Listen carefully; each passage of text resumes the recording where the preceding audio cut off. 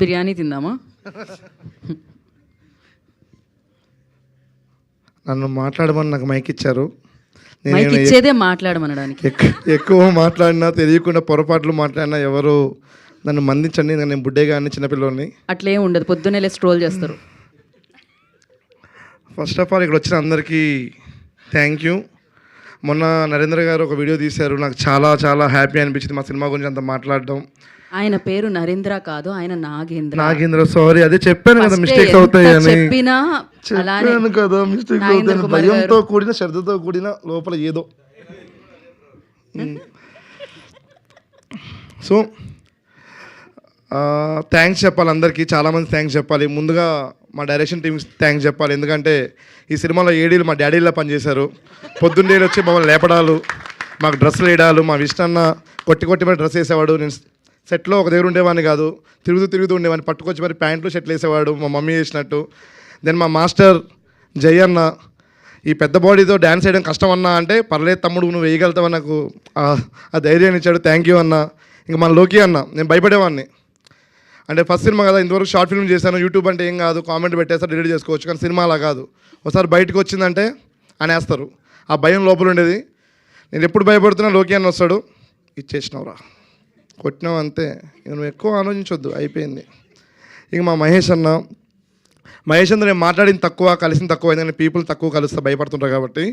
కానీ కలిసిన ప్రతిసారి వస్తాడు, లాగేసినవరా సెకండ్ హాఫ్, నేను సినిమా చూడలేదు, వీళ్ళు వస్తారు కొట్టామంటారు, మహేష్ అన్న వస్తాడు లాగేసామంటాడు.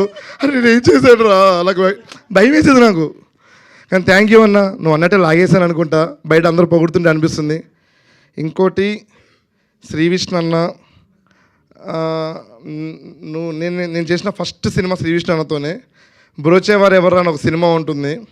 ఆ సినిమాకి నేను అందరికీ ఆడిషన్ ఇస్తే గుంటూరుకు వచ్చేయమ్మ అన్నారు. అప్పుడు నేను ఇంటర్ సెకండ్ ఇయర్, నాకు ఏం తెలియదు, హాస్టల్లో ఉండేవాడిని.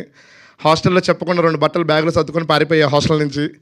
పారిపోయి ఆ సినిమాకి వెళ్ళి ఆ సెట్లో శ్రీ విష్ణు అన్న నాతో మిమిక్రీ చేయించుకొని మాట్లాడాడు చాలా వరకు. నాకు గుర్తుంది, నా దగ్గర ఫోటో కూడా ఉందన్నాను. ఇది నేను చెప్పాలనుకున్నా కానీ చెప్పలేదు. లాస్ట్ టైం కూడా మిమ్మల్ని కలిసా. అప్పుడు శ్రీ విష్ణు నాతో ఏం చెప్పాడంటే, నేను అన్న నాకు ఏదైనా సినిమాలు ఉంటే రిఫర్ చేయొచ్చు కదన్నా, ప్లీజ్ అన్న హెల్ప్ చేయొచ్చు కదంటే, ఎందుకు చేస్తారా, చెయ్యనేను, నువ్వు సంపాదించుకో, అందరూ చేయాలని కామెడీ చేసుకుంటూ వెళ్ళాడు, మాట్లాడాడు. నేను అనుకున్నప్పుడు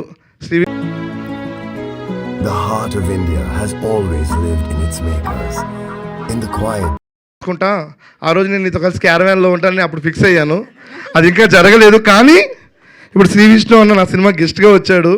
నేను పోయినసారి సింగిల్ అనే సినిమాలో కూడా నాకు చిన్న క్యారెక్టర్ వచ్చింది. నేను శ్రీ విష్ణు అన్న కోసం నేను ఒప్పుకొని చేశాను.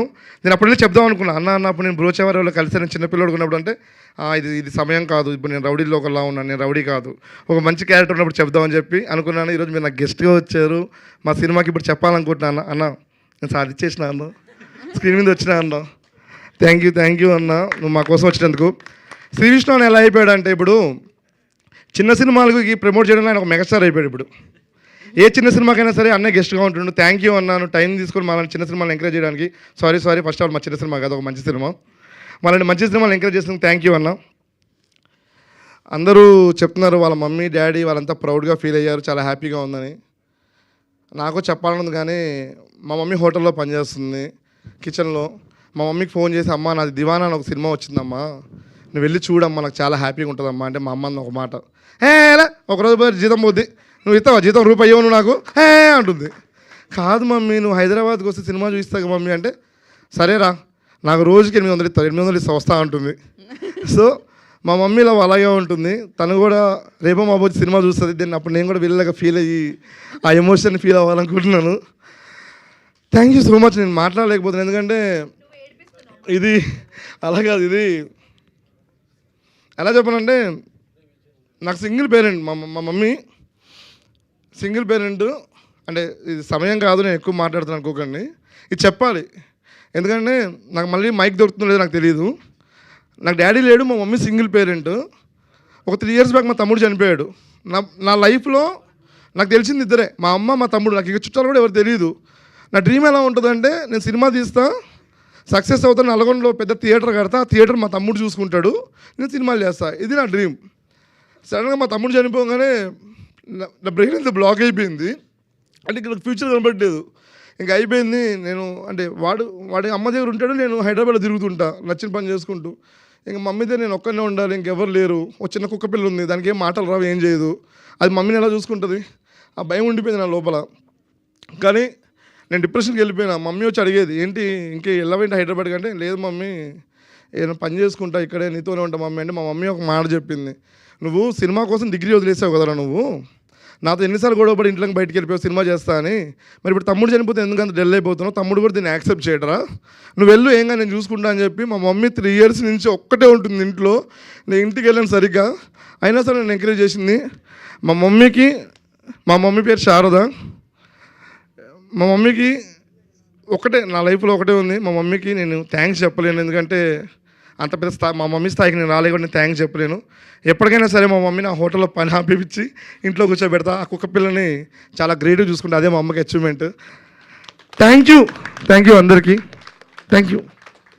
బ్రో లాగేసుకున్నావు బ్రో నిజంగానే మనసు, స్పీచ్తోనే కాదు సెకండ్ హాఫ్లో ఫైట్తో కూడా. So thank you. ఇంకా చాలా చాలా ఉంటాయి, ఇంకా బోలెడని సక్సెస్లు చూడాలి లైఫ్లో. So thank you so much and congratulations. ఇప్పుడు కేకే గారిని మాట్లాడాల్సిందిగా కోరుకుంటున్నాం.